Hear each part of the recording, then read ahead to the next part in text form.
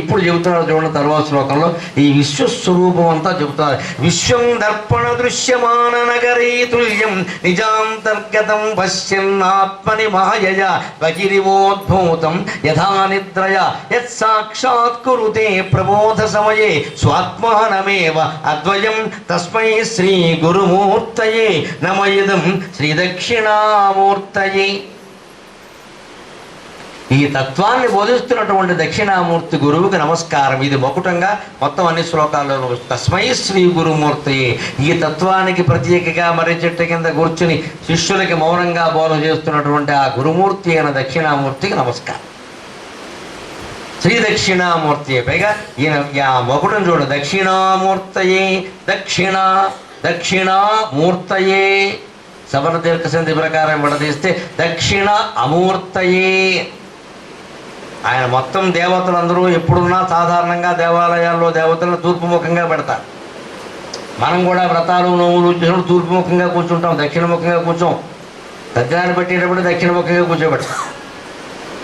శుభకార్యాలు ఏం చేసినా తూర్పుముఖంగా కూర్చోబెడతాం సాధారణంగా.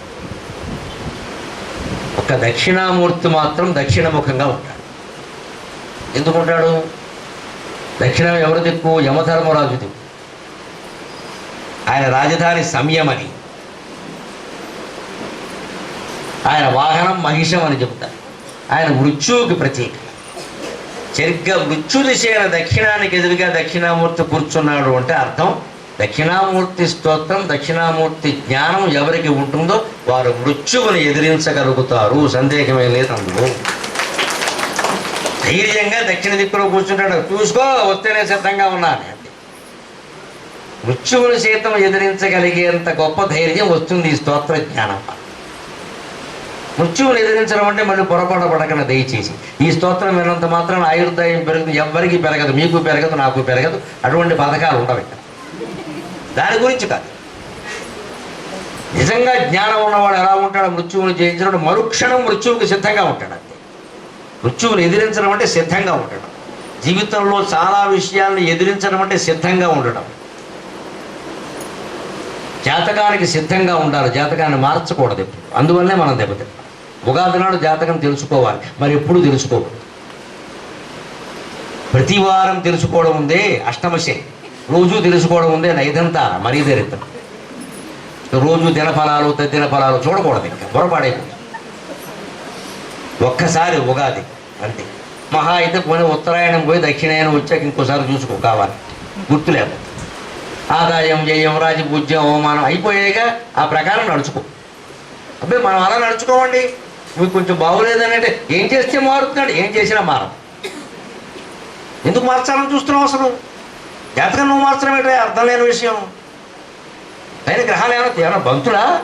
ఇక్కడికి తిప్పేస్తారా స్క్రూ పెట్టి? మనం బుర్రలేదండి మనకు అసలు. మొత్తం వ్యాపారం తయారయ్యాయి టీవీలో. వాడు ఘంటాపదంగా చెప్పేస్తూ ఉంటాడు. ఇక్కడ స్టార్ గుర్తు పెట్టండి, ఇక్కడేమో నిమ్మటి పెట్టండి, దాంట్లోనేమో కుంకం పోయండి. వీడిని ఎత్తిమి పూసేస్తే సరే. పచ్చి మోసం అండి. నిండా చేస్తే మనుషులకి 30-40 ఏళ్ళు వయస్సు కూడా ఉండవండి. ఎక్కడి నుంచి వస్తుంది తెలియదు. అజ్ఞానం. వ్యాపారం పక్కా వ్యాపారం. మనిషిని ఎంత భయపడితే అంత లొంగుతాడు, ఎంత ప్రలోభపడితే అంత లొంగుతాడు. పైగా బిజినెస్ మ్యాన్కి కలిసి రావడం కోసం చెబుతారు. దేవుడు బిజినెస్ మ్యాన్కి కలిసి వస్తాడండి, కూటికి లేని వాడికి కలిసి వస్తాడమ్మా. దయచేసి ఆలోచించు. దేవుడు కలిసి వచ్చేది బిజినెస్ మ్యాన్కా? కూటికి లేని వాడికి కదండి దేవుడు అనుగ్రహించవలసింది. బిజినెస్ మ్యాన్నా? బిజినెస్ మ్యాన్ బాగానే ఉన్నారు దేశంలో, వాళ్ళని ఎందుకు అనుగ్రహించడం? ఇంకా రావాలా కోట్లు? అందుకోసం ఇవన్నీ మొత్తం దేవుణ్ణి వ్యాపారస్తులకు అమ్మేశారండి వీళ్ళు. బట్టి మండిపోతున్న విధంగా చూస్తూ ఉంటారు. ఇది జ్ఞానమా? స్పష్టంగా భగవద్గీత సహా యోగ వాసిష్టం సహా సమస్త గ్రంథాల్లో చెబుతారు. జ్యోతిషాక అర్థ విజ్ఞానం భవేదన్యత్రవాదం చ నకించన కదాచన. జ్యోతిష్యం తెలుసుకోవడం అనేది దానికి మనస్సును సిద్ధం చేసుకోవడం కోసం తప్ప దాన్ని మార్చుకోవడం కోసం కాదు. కొన్నాళ్ళు మీకు అనారోగ్యం తప్పదండి అంటే మంచిది. అనారోగ్యం రాబోతుంది, సిద్ధంగా ఉండాలని మనస్సు సిద్ధంగా ఉంటే వచ్చిన అనారోగ్యం 10 పైసలు ఉంటుందమ్మా, 90 పైసలు పోయినట్టే లెక్క. మన మనస్సు సిద్ధంగా లేక మనం ఎక్కువ బాధపడతాం. అనారోగ్యంతో ఉన్నప్పుడు చేయగలిగిన పనులు కొన్ని ఉంటాయి కదా. తద్ధితపస్తద్ధితపస్తద్ధితపక యద్వ్యాహితస్తప్యతి అంటారు, వేదంలోనే చెప్తారు. వ్యాధిని తపస్సు చేయడానికి అవకాశంగా భావించమని చెప్పారమ్మా ఉపనిషత్తుల్లో. వ్యాధి వచ్చిందంటే తపస్సు చేసే అవకాశం దొరికింది, ఎందుకు పాడు చేసుకుంటావు? మంచం మీద ఉన్నావు, ఎప్పుడు రాడు నేను పలకరించి, ఎప్పుడు వద్దు రామ రామ రామ అనుకోలేవా? అబ్బే వాడు రాలేదా వీడు రాలేదా, ఎందుకు వస్తారో ఎందుకు సాగతీత. వాడు ఎవడో వస్తే నీకు తగ్గుతుందా?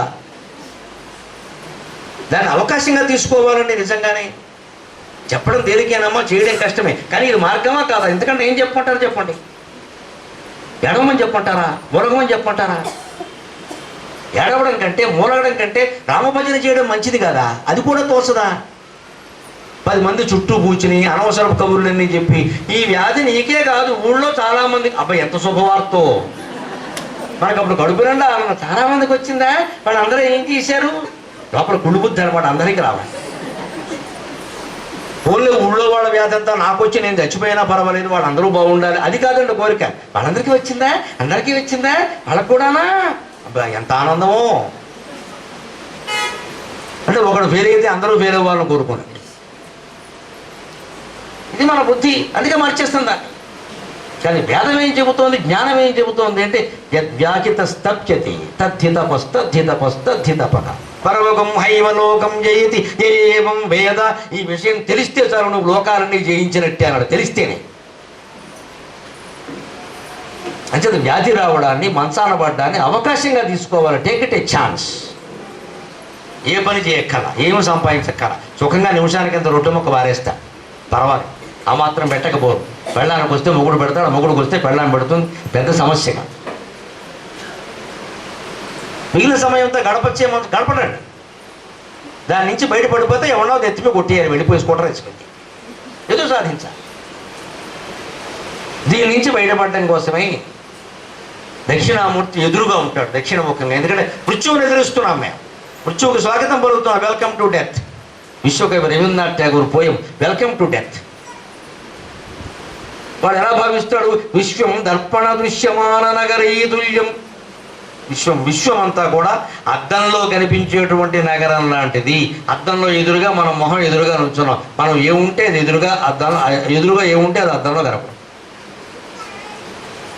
సరిగ్గా విశ్వమంతా కూడా భగవంతుడికి ప్రతిబింబంగా అద్దంలో పడి, భగవంతుడికి ప్రతిబింబంగా పడితే మరి భగవత్ స్వరూపమైన బ్రహ్మ పదార్థమే పడాలి కదా, అది పడదు. బ్రహ్మ పదార్థం అంటే పూర్ణం, దానికి రూపం లేదు. మరి ఇదెందుకు పడిందండి? రమణ మహర్షి చెబుతారు చాలా చక్కని మాట. ఏమండి, దేవుడు ఈ సృష్టిని ఎందుకు చేశాడు అని అడిగారు. సయ్యద్ హుస్సేన్ అని ఒక ముస్లిం శిష్యుడు ఉండేవాడు, ఆయన దగ్గర ఉండేవాడు. ఆయన అడిగాడు, ఈ సృష్టి దేవుడు ఎందుకు చేశారండి? పని లేక అన్నాడు. పని లేకనయ్యా, ఆ విషయం పక్కనెట్టు. బ్రహ్మసూత్రాలు అంగీకరించే లోకవత్తులు ఇలాకైవై పని లేక చేశాం. క్రీడార్థం త్రేసి ప్రపంచం అఖిలం, ఆడుకుందుకు చేశాం. మనం ఏదో దీన్ని సీరియస్గా తీసుకుంటాం అక్కడ తీవ్రంగా. ఇది కూడా ఆట అని భావిస్తే గొడవలేదు. ఆట అన్నాక ఒకసారి ఓడిపోతాం, ఒకసారి గెలుస్తాం. ఆటను తేలిగ్గా తీసుకుంటాం, జీవితాన్ని కూడా తేలిగ్గా తీసుకుంటాం. అసలు ఎందుకు చేసాడు అంటే ఆయన అద్భుతమైన సమాధానం చెప్పారండి. వేదం కూడా చెప్పని మాట చెప్పాడు మహానుభావుడు. నీ ముఖం ఎలా ఉందో తెలుసుకోవాలంటే నువ్వేం చేస్తావు అన్నాడు. అద్దంలో చూసుకుంటావు అన్నాడు. దేవుడు కూడా ఆయన ముఖం ఎలా ఉంటుందో తెలుసుకోవాలనిపించిందయ్యా, అందుకని మాయ అనే అద్దంలో చూసుకున్నాడు. ఆ మాయే ఈ ప్రపంచం.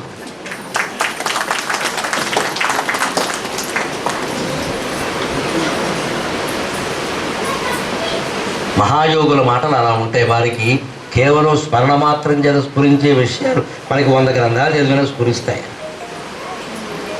వారు ఎందుకు భక్తి కలిగి ఉంటే వారి దయ వల్ల స్ఫురించాలంటే వేరే మార్గం లేదు, వేరే మార్గం.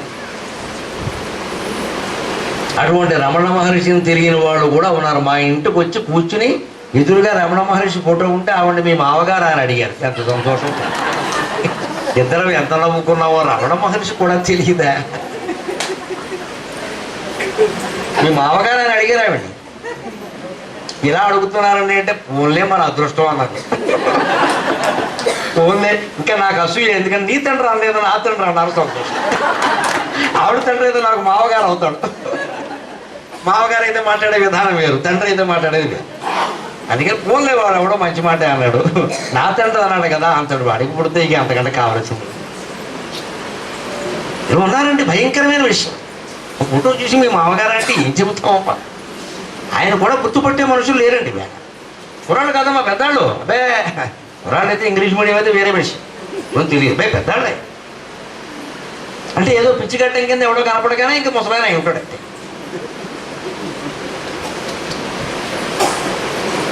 అది అటువంటి రమణ మహర్షి ఎటువంటి వాడు అంటే, భగవంతుడి సృష్టి ఎందుకు చేశాడు అంటే, నీ మొహం చూడాలంటే నువ్వేం చేస్తావే అర్థం చూసుకుంటావు కదా అంటే నిజమే. ఆయనకు కూడా ఆయన ఎలా ఉంటాడో తెలుసుకోవాలని అనిపించింది సరదాకి. మాయ అనే అర్థంలో చూసుకున్నాడయ్యా, ఇలా కనపడ్డాడు. ఆ మాయే ఈ ప్రపంచం.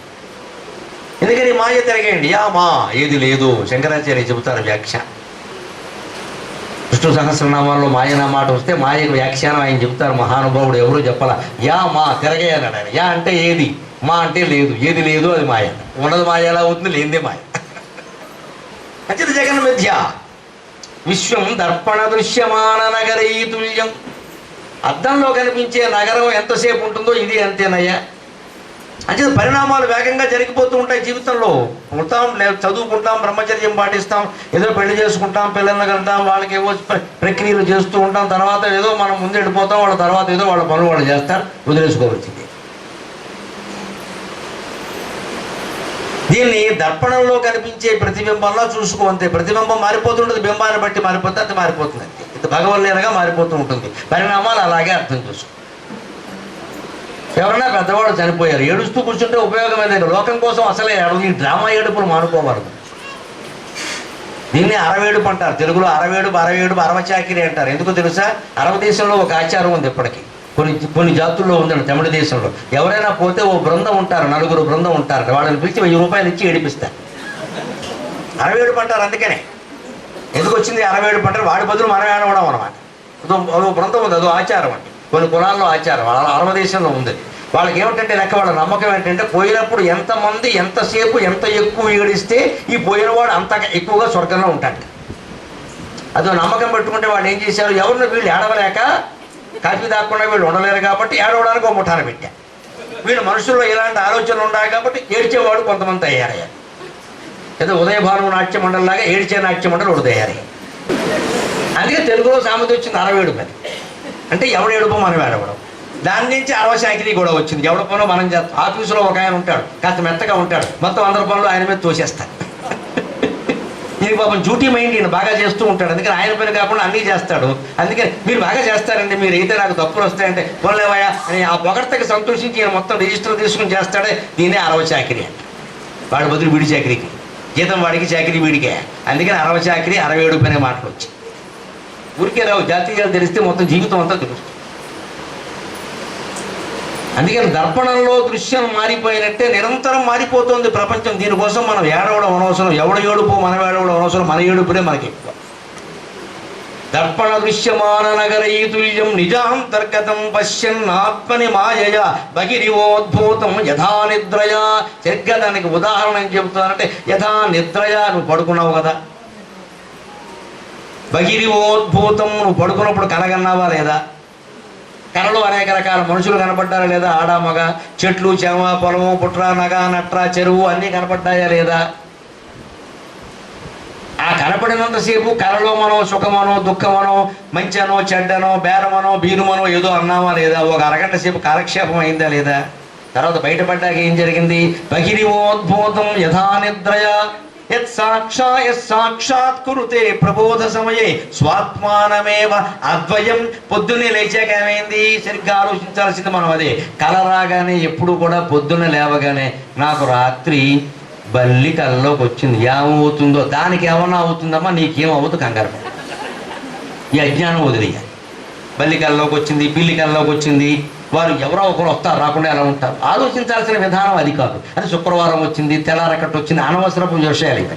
దీనికి మళ్ళీ ఓ శాస్త్రం ఇక్కడ రాసేస్తారు, స్వప్న శాస్త్రం అని, ప్రజలను ముంచేయడానికి. జీవితమే భ్రమ అని వేదాంతం చెబుతున్న మళ్ళీ కళ గురించి శాస్త్రం రాస్తాడు. జీవితం భ్రమ అయినప్పుడు కళ ఏమవుతుంది? భ్రమలో భ్రమ. దాని గురించి ఎంత ఆలోచించాలి? జీవితాన్ని గురించి ఆలోచించడమే అనవసరం. కళ గురించి ఆలోచిస్తాం ఇక్కడ. వదిలేయకూడదు అన్నవాళ్ళు ఒక పని చేయాలి, కళను విశ్లేషించవచ్చు. ఉపనిషత్తులో చెబుతారు కళను విశ్లేషించే విధానం. అసలు నాకేదో 4 ఆడాళ్ళు కనపడ్డారు, 6 మగాళ్ళు కనపడ్డారు, ఒక కుక్క కనపడింది, ఓ ఏనుగు కనపడింది, ఓ చెట్టు కనపడింది. ఈ రూపాలన్నీ ఎవరు ధరించారు? ఇది ఆలోచించాలి. ఆలోచిస్తే ఏం తెలుస్తుందండి? ఎవరు ధరించారు అవన్నీ? ఈ పడుకున్న జీవుడే ధరించాడు. ఆశ్చర్యంగా లేదు? లేకపోతే పొద్దున్న లేవగానే ఎవరి దగ్గరికైనా వెళ్ళి మీరు నా కళ్ళలోకి వచ్చారన్నాం అనుకో, మగాళ్ళు అయితే ఒక తగాదా, ఆడాళ్ళు అయితే 3 తగాదా.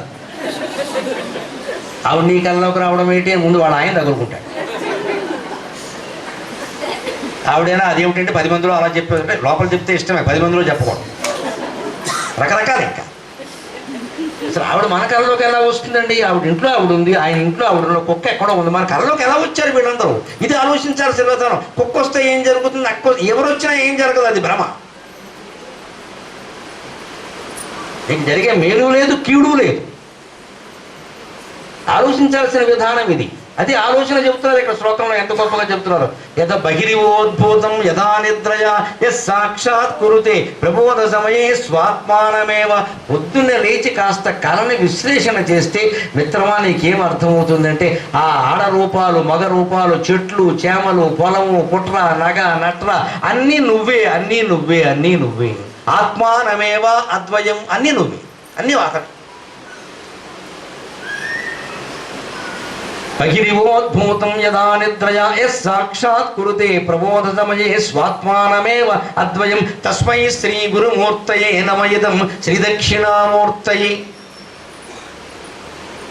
అన్నీ నువ్వే, అన్నీ నువ్వే అని మనం స్పష్టంగా తెలిసిందో. ఇందులో ఏమైనా ఎవరికి అభ్యంతరం ఉన్నా చెప్పండి. అన్నీ మనమే కదండి, వేరే ఎవరు ధరించలేదు కదా. వారెవరో మన కల్లోకి వచ్చారంటే ఆ రూపం మనం ధరించాం అంటే. ఇప్పుడు చెప్పండి, దయచేసి ఆలోచించండి. ఒక జీవుడు పడుకుని ఒక కలగని అందులో మానవుల రూపాలు, జంతువుల రూపాలు, చెట్ల రూపాలు, బండరాళ్ల రూపాలు, సముద్రం రూపాలు, ఆకాశం రూపం అన్నీ తానే ధరించి ఒక అరగంట సేపు సుఖపడి, దుఃఖపడి, కిందపడి, మీదపడి ఒక నాటకంలాగా ఏదో ఒక లీల సాగించి చివరికి దాంట్లోంచి బయటపడి ఇదంతా మాయా అని ఒక నవ్వు కూడా నిజమైనప్పుడు శ్రీమన్నారాయణమూర్తి క్షీరసాగరంలో శయనించి ఈ విశ్వంలో పురుషులు తానై, స్త్రీలు తానై, మానవులు తానై, 84 లక్షల జీవరాశులు తానై, ఒక్కొక్క జీవరాశిలో కోట్ల జీవులు తానై ఒక మహా జగన్నాటకాన్ని నడిపిస్తున్నాడు అంటే అబద్ధం ఏదైనా ఉందా? అబద్ధం ఏదైనా ఉందా? పక్కా నిజం, పక్కా.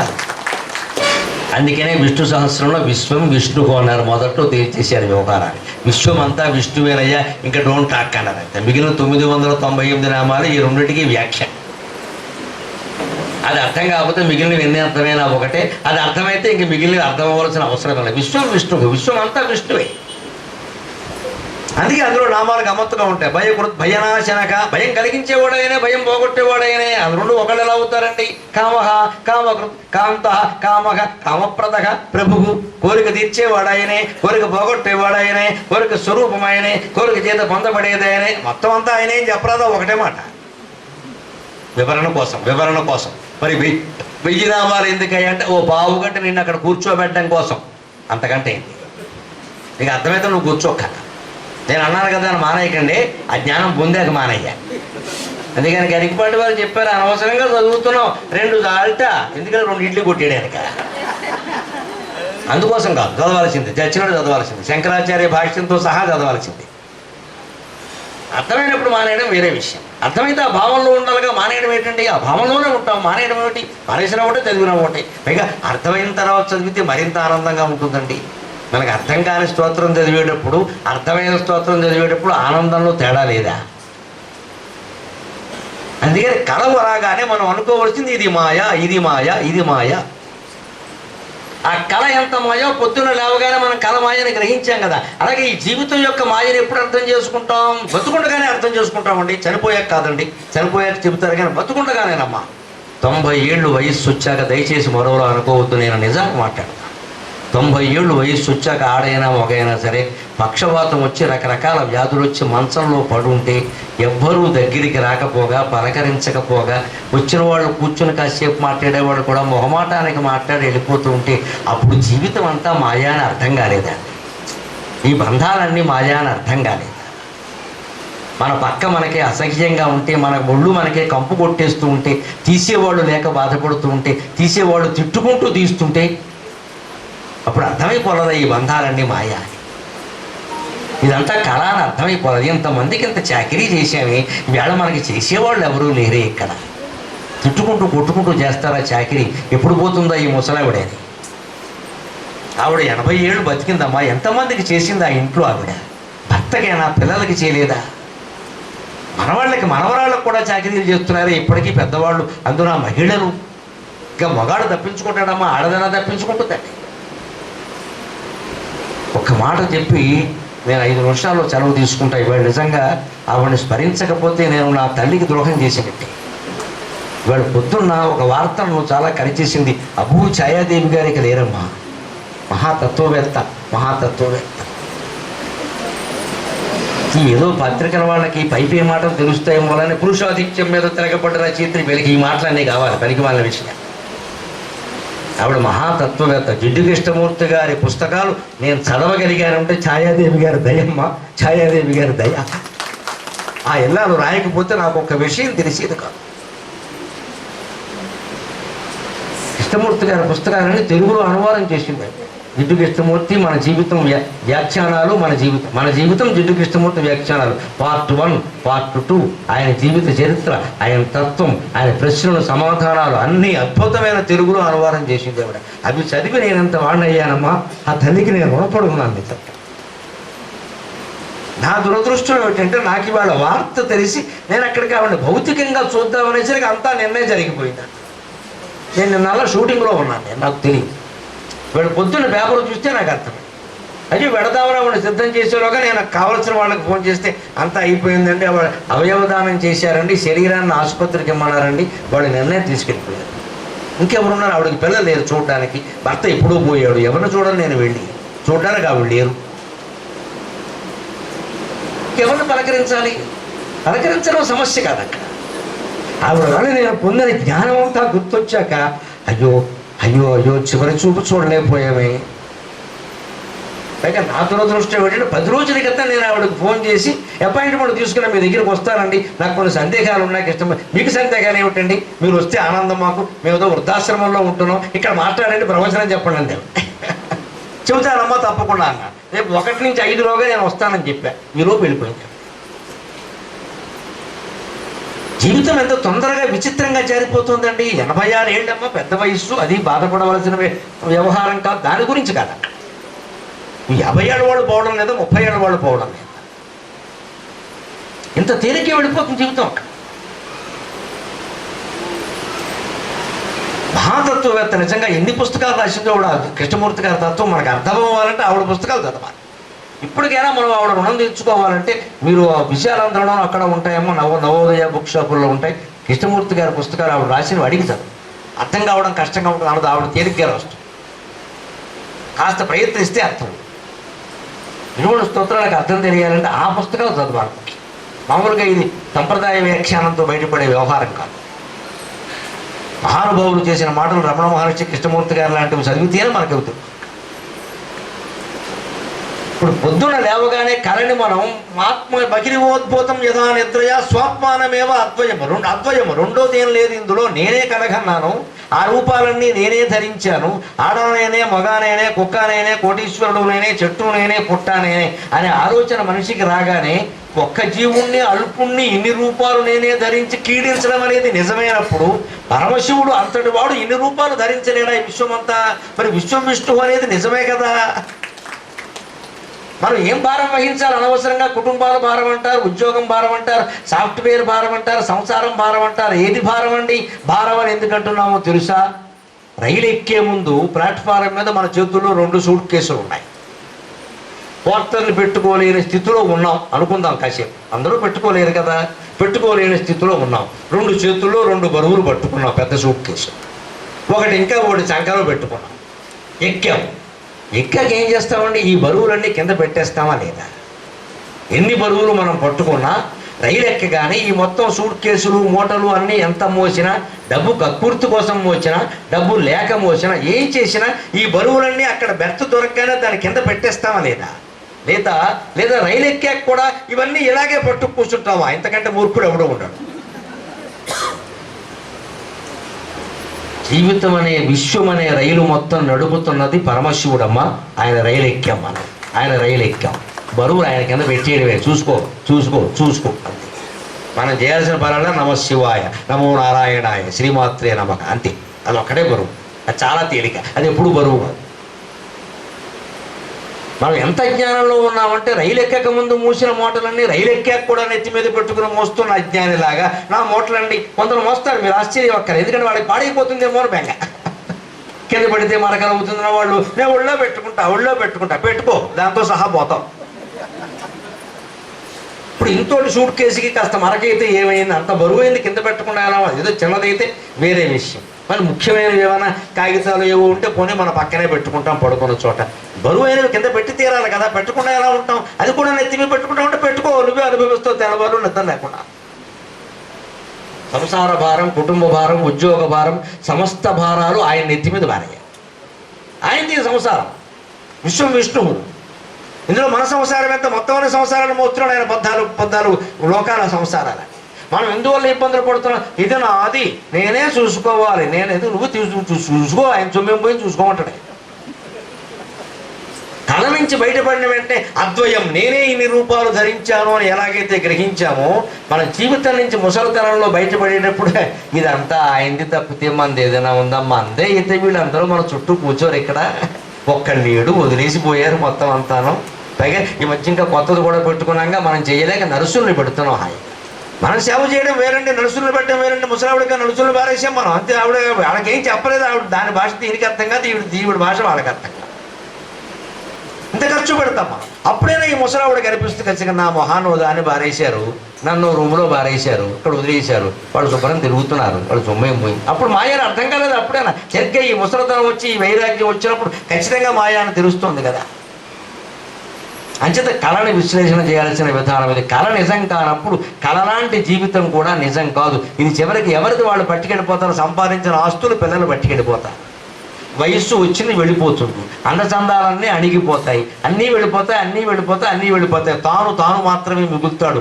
ఆ వయస్సులో కూడా నేను అంటే అదే స్ఫురిస్తుంది. చిన్నప్పుడు గోళిక్కాయలు ఆడుకునేటప్పుడు నేను స్ఫురించిందో, వయస్సులో ఉన్నప్పుడు వెర్రి వేషాలు వేసేటప్పుడు నేను అంటే ఏది స్ఫురించిందో, సంసార జీవితంలో నానా కష్టాలు సుఖాలు పడుతున్నప్పుడు నేనంటే ఏది స్ఫురించిందో, ప్రౌఢ వయస్సులో మహాదేవిగా వేదికల మీద సన్మానాలు పొందుతున్నప్పుడు నేను అంటే ఏది స్ఫురించిందో, మొత్తం ముసలి వయస్సులో మొతక వయస్సులో ఎవరూ పట్టించుకోకుండా అనాథ పరిస్థితిలో ఉన్నప్పుడు కూడా నేను అనగానే అదే స్ఫురిస్తుందండి. అది ఆత్మ, అది దక్షిణామూర్తి.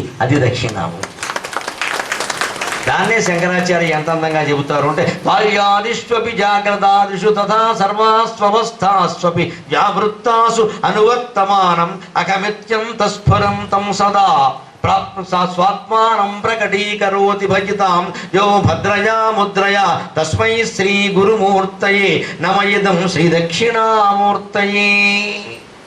బాల్యం, కౌమారం, యవ్వనం, ముసలి వయస్సులో అయినా సరే, జాగ్రత్త అవస్థలు, స్వప్నావస్థలు, గాఢ నిద్రలో లోపల నేను అనగానే ఏది నీకు స్ఫురిస్తుందో అది ఆత్మ, అది శివుడు, అది రాముడు, అది కృష్ణుడు, అది అమ్మవారు, అది నువ్వు, అది నేను. అహం బ్రహ్మాస్మి తత్వమసి. ఇప్పుడు మాయా అని ఒక్క మాటకు అర్థం చెప్పుకొని మనం సెలవు తీసుకున్నాం. సాక్షాత్కృతే ప్రబోధ సమయే స్వాత్మానమేవ అని గ్రహించాక బహిరివోద్భూతం యథా నిద్రయా మాయయా అన్నది. దర్పణ దృశ్యమాన నగరీ తుల్యం నిజాంతర్గతం పశ్చన్ ఆత్మని మాయయా. ఏమిటి మాయ? ఏమిటి లేదు అని చెప్పడం తేలికేనండి. మాయ ఏమిటి? ఇంత విన్నా కూడా మనం మాయలో ఎలా పడతామో తెలుసా? సరిగ్గా రమణ మహర్షి దానికి చక్కని ఉదాహరణ చెబుతారు. ఆయనకు ఒకసారి ఒక శిష్యుడు ఉన్నట్ట, విదేశీ శిష్యుడు. ఆయన మన వాళ్ళు అడిగే సందేహాలు వేరుగా ఉంటే వాళ్ళు అడిగే వేరుగా ఉంటాయి. వాళ్ళు కొంచెం ఫిలాసఫీ మీద దృష్టి పెడతారు. దీపాలు, ఒత్తులు, నూనెలు, ప్రదక్షిణాల మీద ఉండదు వాళ్ళ దృష్టి. కొంచెం ఫిలాసఫీ మీద ఉంటుంది. ఆయన అడిగాడు, ఏమండి మాయ అంటే ఏమిటండి అన్నట్టు. రమణ మహర్షి ఓ రోజు కాదు, 2 రోజులు కాదు, 3 రోజులు అయినా చెప్పలేదు.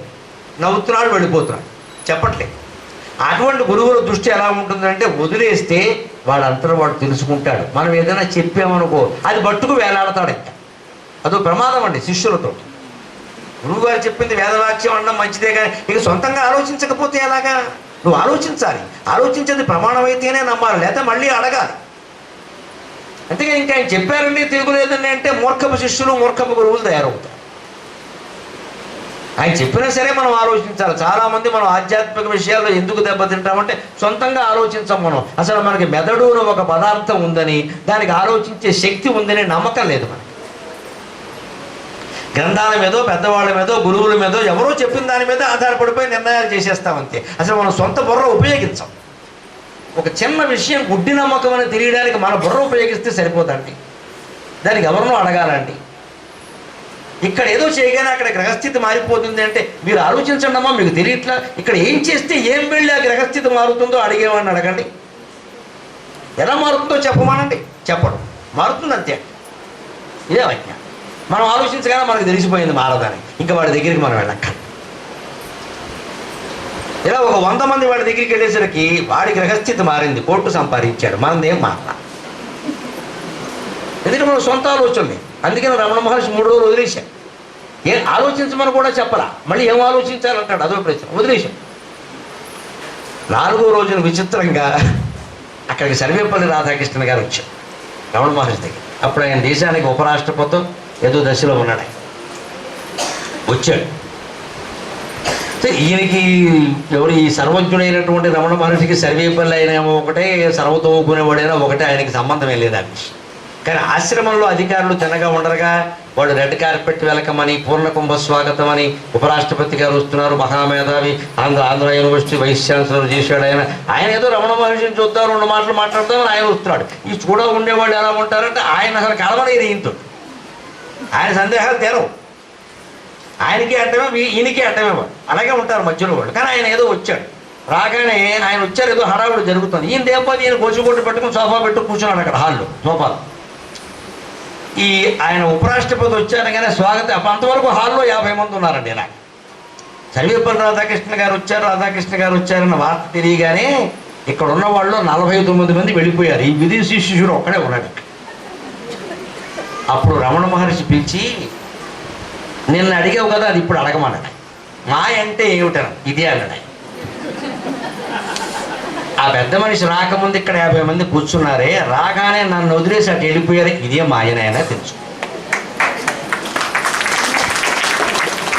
అంటే ఇంత జ్ఞానము గురించి ఉన్న వాళ్ళకి మళ్ళీ ఉపరాష్ట్రపతి ఎక్కువయ్యాడు. Famous person selfie దిగద్దు.